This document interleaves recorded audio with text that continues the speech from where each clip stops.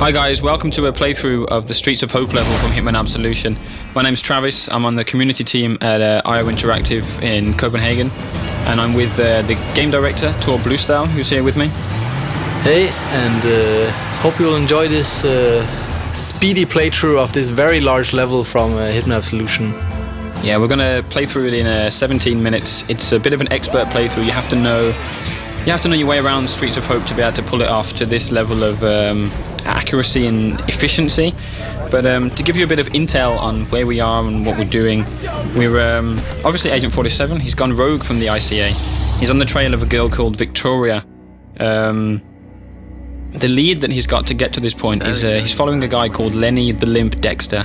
He's the son of Blake Dexter, the benefactor of this town, so he's a pretty important character in the game. Lenny knows about the whereabouts of Victoria, and he's also told his gang, he's with the Cougar gang, his little posse that he rolls with, you could say.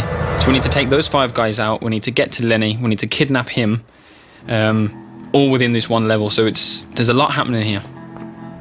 Yeah, this is it's a pretty huge environment, and it's all pretty kind of free roaming. You can kind of go around and scope out the situations, find different elements that you can use to your advantage.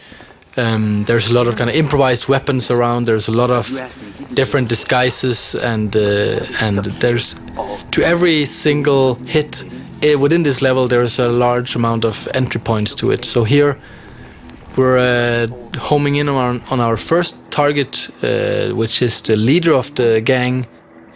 We've kicked off already. We've had a scope of the land. We know a little bit about Hope so far. Our first target is going into the convenience store here, so we're going to follow him in the back entrance and see how we get on.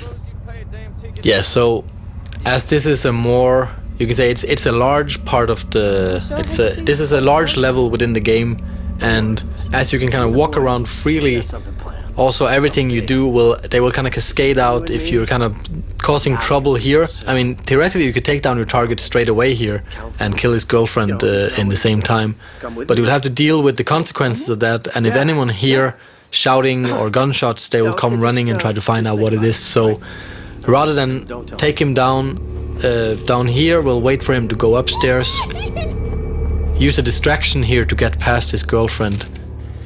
So the most immediate thing that we can see is a radio.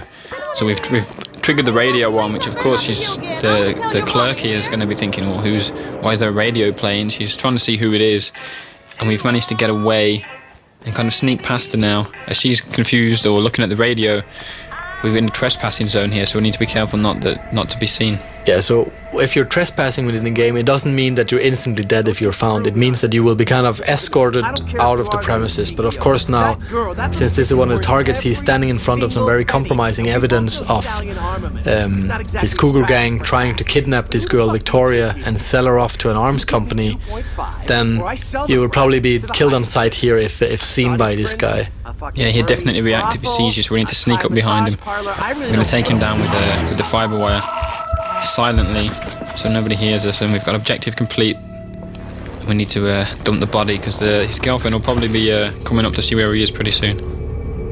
Yeah, so hiding evidence or hiding bodies as part of that is, of course, it's good for kind of erasing your tracks, and it's all kind of tracked in our score. Everything that you do is logged, and you kind of get a positive or negative score based on how you're playing and using the different features of the game.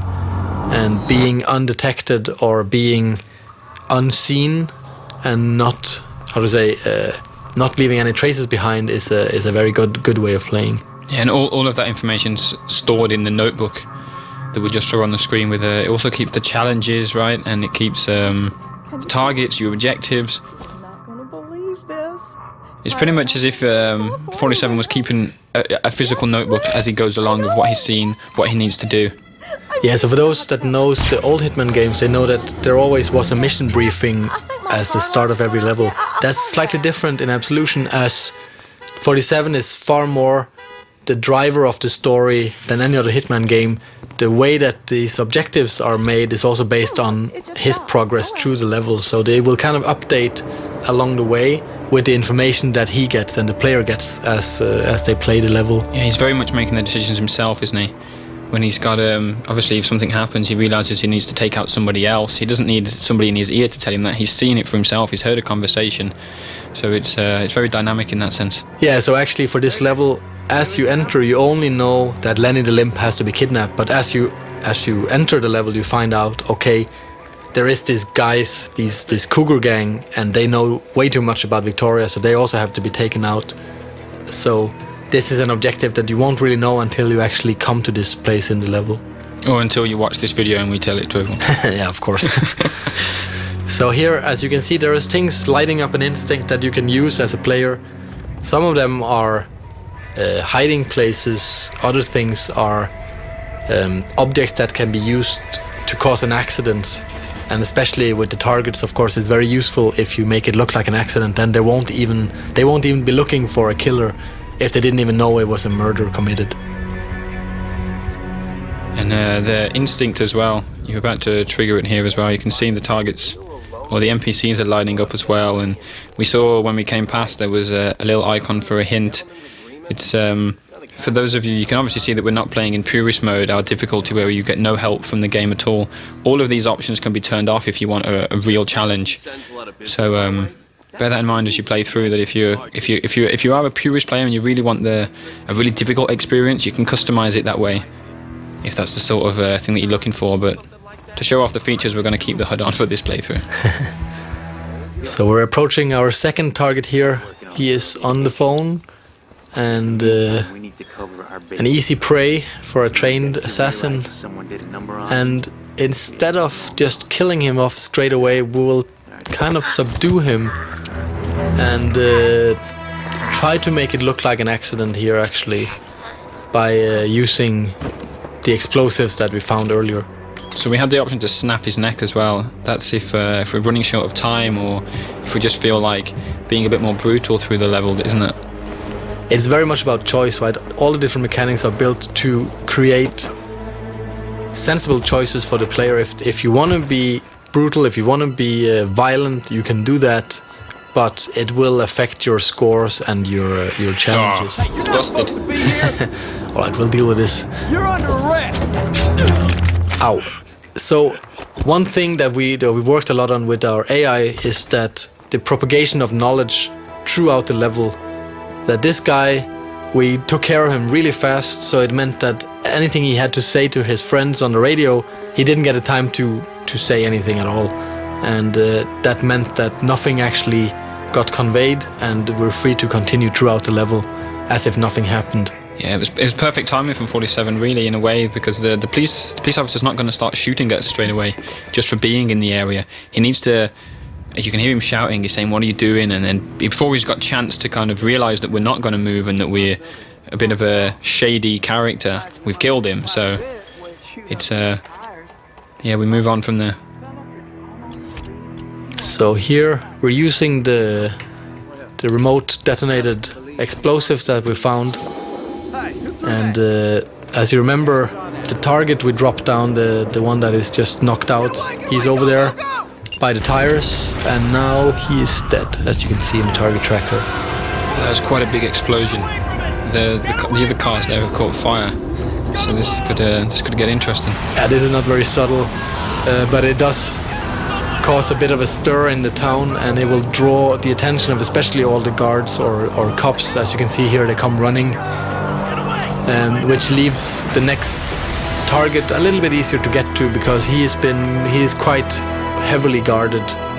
He's kind of like the king of the scrapyard, as you'll see here very soon. So this end of the street now is a lot more empty than it was when we first arrived and took a look around. So there's definitely more freedom here for us. You can see the target there.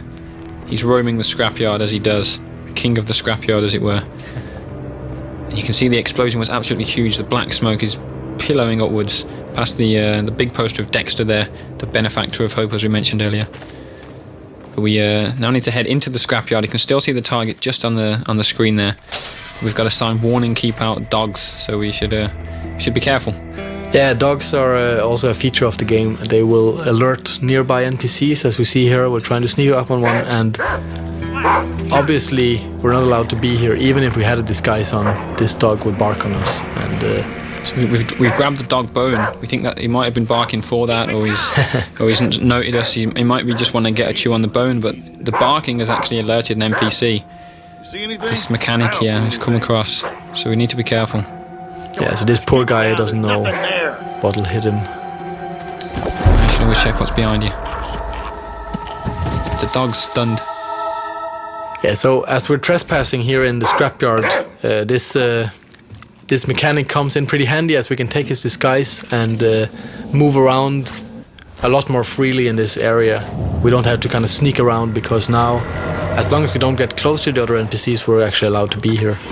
Yeah, and we're going to shove him in the closet, keep him out of sight. There's no evidence that he was ever here. We've got our disguise. And we saw the target walking deeper into the scrapyard, so that's where we're going to head now. Yeah, so now dressed as a mechanic,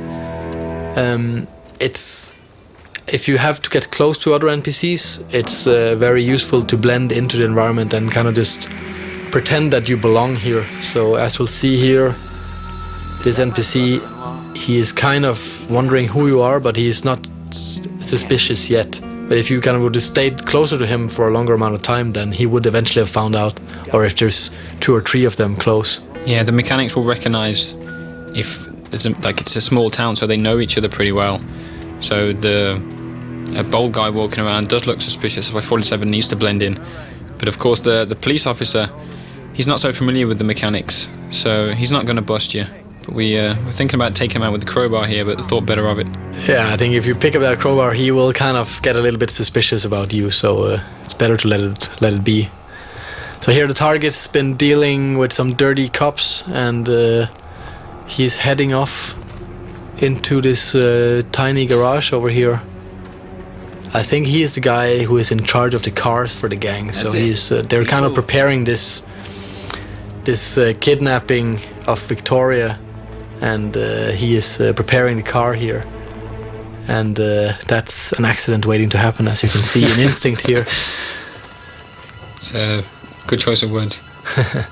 Yeah, accident kills are a very big feature in Absolution, and there's a large number of ways of taking down every single target in the game. And this is where the team has really went to town on coming up with inventive ways of killing targets that are kind of localized to each area. So naturally here in a garage, what better to use than a car lift? Who's screwing about? Okay, all right. Who's making the racket? So it's the 3rd target down. The target tracker resembles that. We've got three targets down, a really high score. The police are on the way in to see what's happened. You can hear the mechanics. We're a bit worried about this guy who's just been crushed, but we're clear. We're away. It's got warning attack dogs again, so we have to be careful about that. We're now in the cougar's nest. This is like the main hangout area for the cougars. They're there hosting a bit of a party for Lenny. But they're having a barbecue, and you might see the lighter fuel there, which could be an option. Barbecues and lighter fuel tend to go pretty well together when Agent 47's around. And we can also see the policeman down there. He's allowed to be in this area. We're not as a mechanic. It's a bit of a private area, so we're going to try and take his disguise and see if we can get closer to our target. Yes, usually these kind of isolated characters are pretty useful for us, as they provide disguises and weapons and so on. We've just got an improvised weapon there, a bottle. Smash this around the guy's head. Smash. He's down. Disguise is ready to get picked up. And 47 needs to choose a weapon here. Yeah, so what else to use than an axe rather than a tomahawk? And we can see why the police officer was so distracted there. That was a really perverted guy. And now we have his clothes on. Awesome. So dressed as a police officer, we're allowed to get closer to these guys up here. And basically we only have one of these as a target, the one in the middle. Yeah, Mason. And everyone else, unfortunately, will be collateral in this point shooting, which is one of our new features in the game. Allows us to kind of slow down time to a minimum, and using our instinct powers, take them down instantly. And as you can see, they're trying to pull their guns to fight back, but as they're taken down too quickly for that, the whole thing goes down without anyone making a sound, as we also use silenced guns for this. Yeah, we've also used all of our instinct though. It's very expensive to use point shooting, especially on so many characters all at one time. So there's a lot of strategy involved in when you should use your point shooting. You can't just walk up to any character and shoot them and do it instantly. You have to make sure you do it at the right time, otherwise you run out of instinct completely. But there's the other target's come out here. He's come to investigate, probably come back to the barbecue, and he's stunned by the dead bodies. Ow, poor old guy. 47's just killed the barber. Yeah, that's sad, but it's for the greater good.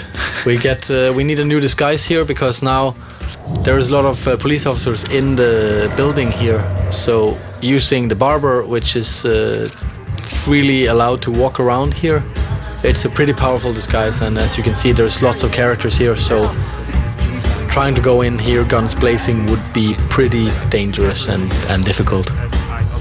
There is a lot of NPCs here. You can also see there's a guy a little bit further ahead getting his pistol ready, so he's prepared for a shootout.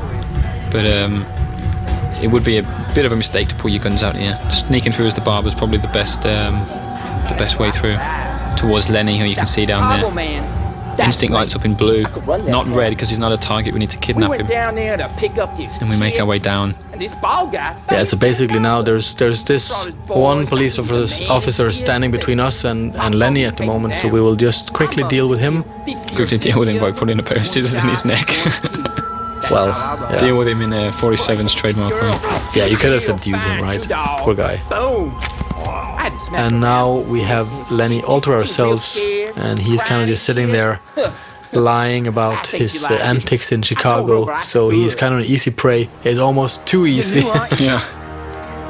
You're not the talkative type, huh? You know your place. Well, I like that in the barber. That's it, and thanks for watching the playthrough of Streets of Hope from Hitman Absolution, which is out in November 20th this year. Thanks for taking the time to listen, and of course watch.